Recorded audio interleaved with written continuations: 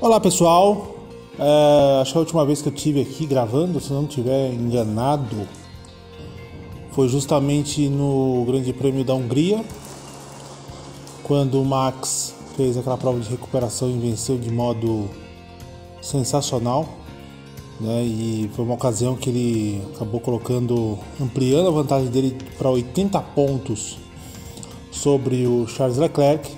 E naquela ocasião a gente, já imaginava que o campeonato pro Charles já estava bem difícil. Agora, após essa corrida da Bélgica, posso dizer que o campeonato praticamente está decidido, porque reverter uma desvantagem de 96 pontos é bem complicado, quase que impossível. E ainda tem o fator do Sérgio Pérez, que assumiu a vice-liderança do campeonato com 3 pontos de vantagem sobre o piloto da Ferrari, né? Então agora a Red Bull tem os dois pilotos na primeira e segunda posições na tabela de pilotos desse campeonato mundial. A exibição do Max foi primorosa, né? Saindo da 15ª posição. Logicamente que teve ali os problemas com os carros da AlphaTauri, que deu uma ajuda, e praticamente colocando ele na 13ª posição. Então, uma facilitada. Teve o enrosco inicial entre o Hamilton e o Alonso, também, que deu uma reagrupada ali no pelotão. Depois do Latifi com o Bottas, né? Que aí acabou entrando no safety car, e aí ajudou bastante para que o Max Verstappen conseguisse avançar mais rápido ainda para chegar à liderança da corrida. Aliás, até no Twitter tinha até escrito que a minha impressão era que até a quinta volta o Max estaria na 5ª posição, e entre a 12ª posição o piloto holandês estaria assumindo a liderança, e foi o que acabou acontecendo. Só que eu esperava que, a imaginação era que isso acontecesse com a corrida sem ter uma intervenção de safety car, mas isso aí não tira de modo algum os méritos do Max. Foi um final de semana brilhante. O carro da Red Bull esteve num ritmo absurdo, principalmente pelas mãos do próprio Max, né, que em treinos chegou a colocar 6 décimos em cima do Sérgio Pérez, e evidenciando que ele está numa outra classe nesse momento no campeonato. Agora faltando 8 etapas para o final do Mundial, descontando a pontuação bônus pela melhor volta e também a Sprint Race, que terá aqui em Interlagos. São 200 pontos em jogo, né? E o Leclerc, para conseguir esse título mundial, ele vai precisar de um grande milagre, que seria pelo menos umas 3 desistências do Verstappen, pelo menos 3, para que ele volte ao jogo, né? Para que ele tenha novamente uma chance de tentar conquistar o título. Mas mesmo assim é uma situação muito complicada, porque também vai muito dos erros da Ferrari. Às vezes o próprio Leclerc acaba cometendo os seus erros. Hoje ele teve um azar tremendo, que foi logo no início da corrida, uma sobreviseira do Verstappen acabou entrando nos dutos de freio dianteiro do carro dele, que obrigou ele a fazer uma parada cedo. Eu acho que talvez se ele tivesse aproveitado, né, se não tivesse acontecido esse problema, ele tivesse aproveitado o embalo do Max, o Max abrindo caminho, ele poderia ter, talvez, quem sabe, chegado a um pódio. Não vou dizer segunda colocação, porque o Pérez estava muito bem, mas infelizmente não teve. Aí chega ao final da corrida, a Ferrari vai fazer uma estratégia totalmente louca, mandando ele vir para box, colocar pneus macios para tentar uma melhor volta, um ponto de bonificação. Acaba não conseguindo a volta, aí perde a quinta posição por conta de exceder o limite de velocidade no box.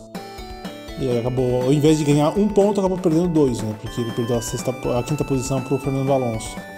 Alonso que esteve, foi um bom final de semana também do Fernando Alonso, largando ali na terceira posição, logicamente por conta de todas as punições que tiveram, né? Os pilotos que iam à frente, justamente Leclerc, Max Verstappen, Ocon, que tiveram trocas de motor, trocas de componentes, que acabaram jogando eles para o fundo do grid, assim como Lando Norris, Mick Schumacher, né? Esteban Ocon. Então foi uma condição para o Alonso tentar uma boa prova. Infelizmente para ele e para o Lewis Hamilton, os dois acabaram se tocando ao final da Le Combs. Ruim para o Lewis, que acabou abandonando. Primeiro abandono do Lewis em um ano, né? O último abandono dele tinha sido em Monza, ano passado, com aquele enrosco com o Max. E daí o Alonso acabou, logicamente, né, flutuando ali entre a 11ª posição para frente, né? Até conseguir essa quinta posição de mão beijada com o erro da Ferrari. Então, voltando um pouquinho para o Leclerc, contando com todos esses fatores, né, como eu falei anteriormente, de Ferrari, ele e também situações externas que às vezes fogem do controle, porque você não tem, né, vai ficar bem difícil o Charles chegar ao seu tão sonhado primeiro título. Eu acho que o campeonato está bem encaminhado para o Max Verstappen, isso não tem a menor dúvida. Sobre esse toque entre o Alonso e o Hamilton, acabou, né, gerando bastante fagulhas, né, bastante atrito entre os dois, principalmente por conta do Alonso, que soltou os cachorros em cima do Hamilton por conta dessa manobra. O Hamilton acabou sendo extremamente otimista, realmente, né, fechou a porta em cima do Alonso como se não tivesse amanhã, como se o Alonso não estivesse ali no local. Foi um erro de cálculo bem grotesco por parte do Hamilton, que Hamilton acabou se dando mal, tendo um problema, com certeza deve ter quebrado a suspensão, deve ter tido problema talvez no motor, né, soltou bastante fumaça quando ele parou ali na parte da Blanchimont, e ele acabou abandonando a prova.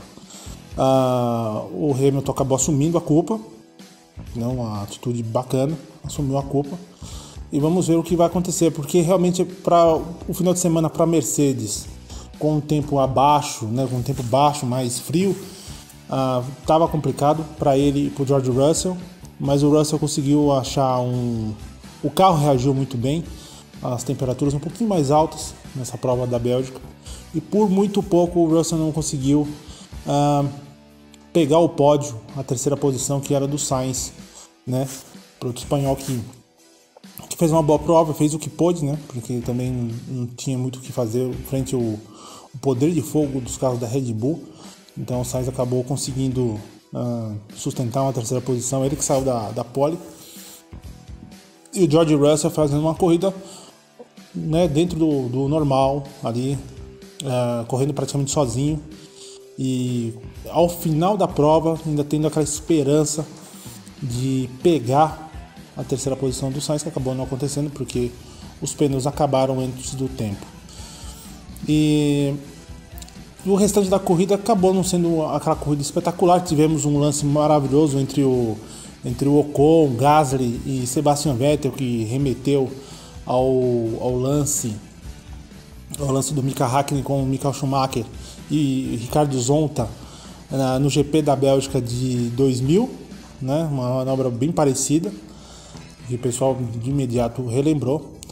E eu acho que talvez o ponto que acabou gerando bastante, que aliás uma outra situação, além da uma questão tem a ver com a prova, que foi entre os fãs do Hamilton e do Max Verstappen, por conta do desempenho tanto do Max nesse final de semana em Spa, e o desempenho do Hamilton no Grande Prêmio do Brasil, no Grande Prêmio de São Paulo, de 2021. Eu acho que o pessoal se exalta muito porque tenta um querer mostrar pro outro que o seu piloto é melhor, aquela coisa toda, e acabam se exaltando, né? Então acaba havendo algumas discussões bem ríspidas, principalmente ali no Twitter. Meu ponto de vista, até escrevi no Twitter, eu acho que os dois desempenhos foram muito bons, foram desempenhos maravilhosos realmente. São pilotos que estavam com carros extremamente velozes e são dois caras, são dois fenômenos, né? O Hamilton de uma velha guarda e o Max da nova guarda da Fórmula 1. Eu acho que não dá para você pegar e simplesmente querer ter essa competição, né? Então eu fico imaginando como teria sido redes sociais ali por volta de 94, 95, caso o Ayrton tivesse vivo, né? Não tivesse acontecido aquela tragédia, como teria sido o duelo entre fãs do Senna e fãs do Schumacher, né? Então eu acho que o que está acontecendo agora entre fãs do Hamilton e fãs do Max, principalmente pelo que aconteceu em 2021, é isso que eu projeto para aquela época de 94, 95. Então seria uma guerra bem pesada se naquela época tivesse redes sociais. A única coisa que eu falo que, além de, né, como eu comentei, eu acho que foram dois desempenhos maravilhosos por serem pilotos tão bons, fora de série, com carros extremamente rápidos. Eu acho que é o dever deles realmente passar por cima de quem tá. Tem que pegar e tem que ganhar mesmo, tem que ultrapassar todo mundo, ganhar e pronto. Não tem que deixar dúvidas no ar, né? Hamilton fez isso ano passado e o Max fez isso agora na Hungria, né? E fez agora novamente na Bélgica. Então não tem que pegar e ficar essa discussão, tem que fazer. Eu penso que se o piloto do calibre dos dois tem o melhor equipamento e não consegue fazer esse equipamento render da melhor forma possível, então acabou falhando. E não foi o caso dos dois. Os dois com o melhor equipamento foram lá e cravaram as suas vitórias de forma espetacular. A única coisa que, no meu entendimento, o contexto são diferentes. Enquanto o Hamilton estava salvando uma corrida atrás da outra, porque ele sabia que se ele perdesse uma prova ou o campeonato estaria decidido a favor do Max, né? Tanto que ele conseguiu empurrar a decisão para Abu Dhabi. O Max está numa situação em que ele está mais tranquilo, porque o oponente dele, se não é ele errar, a equipe errar, tem algum azar externo que acaba interferindo e deixando o Leclerc de fora. Então o Max está numa situação mais tranquila, né, mais serena, dá para disputar de boa. De repente, por que não, nessas últimas provas, aí uma prova ou outra, ele sai de lá de trás novamente, ganha uma corrida dessa forma. Então os contextos são bem diferentes e por isso que acabou dando aquela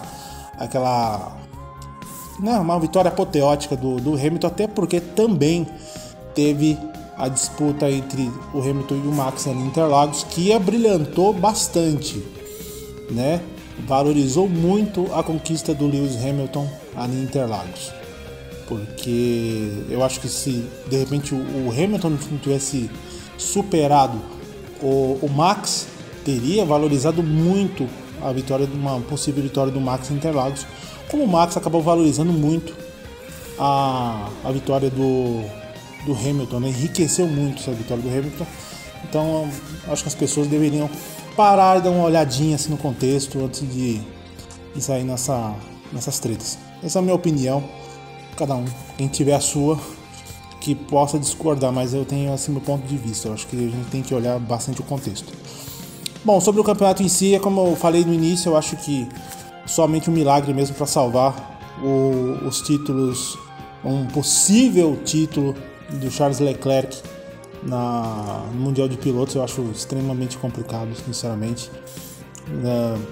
Não tem muito o que fazer, não. Eu acho que agora é começar a pensar realmente em 2023, ver o que tem que ser arrumado, né, consertado, para chegar a 2023 e ter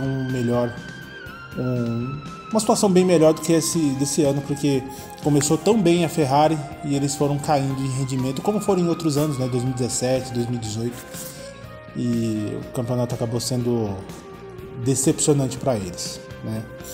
Então é isso, pessoal, espero que vocês tenham gostado. Semana que vem vou ver o que eu posso fazer. A prova da Holanda, provavelmente eu não vou assistir a prova da Holanda. Se eu conseguir ver um pedacinho dessa prova da Holanda vai ser um milagre, porque eu estarei em Interlagos acompanhando os 500 km de Interlagos e também a 7ª etapa do Campeonato Paulista de Automobilismo, tá ok? Então eu espero que vocês tenham gostado e até mais.